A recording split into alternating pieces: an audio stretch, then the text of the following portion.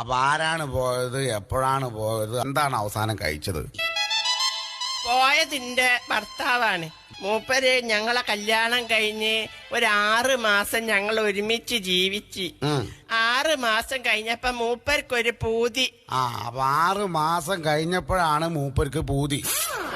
Gulf പോവാൻ. അത് ശരി, ഗൾഫ് പോവാൻ. അങ്ങനെ മൂപ്പരെ പൂതിയല്ലേന്നും വിചാരിച്ചിട്ട് ഞാൻ എന്റെ പണ്ടങ്ങളെ മുഴുവൻ വിറ്റിട്ട് ഇയാളെ ഗൾഫിലേക്ക് പറഞ്ഞേച്ച്. ഇപ്പൊ 12 കൊല്ലായിട്ട് ഒരു വിവരവും ഇല്ല. ചിരിക്കരുത്. അല്ല, കരഞ്ഞതല്ലേ? എന്തൊരാളാണ്ടോ ഈ മുത്തു പോലത്തെ പെൺകുട്ടീനെ 6 മാസം കൂടെ ഈ കഴിഞ്ഞിട്ട്. അല്ല മോളെ, കുട്ടികളുണ്ടോ? 4 കുട്ടികളുണ്ട്. കല്യാണം കഴിഞ്ഞ 6 മാസങ്ങൾ ഒരുമിച്ച് ജീവിച്ച് 12 കൊല്ലായിട്ട് ഓൻ ഗൾഫിലാണ്. ഇപ്പൊ 4 കുട്ടികളും ഉണ്ട് അല്ലേ?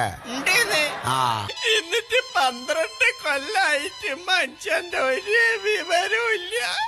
കൊല്ലത്ത് വരലുണ്ട്. അത് ശരി, 12 കൊല്ലായിട്ട് ഇങ്ങോട്ട് വരലും ഇല്ല, കൊല്ലത്തില് വരലും ഉണ്ട്.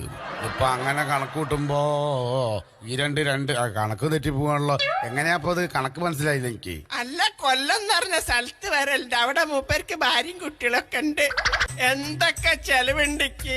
4 മക്കളെ പോറ്റണം, മൊബൈലിന് ഗ്യാസ് നിറയ്ക്കണം. മൊബൈലിന് ഗ്യാസ്? അപ്പൊ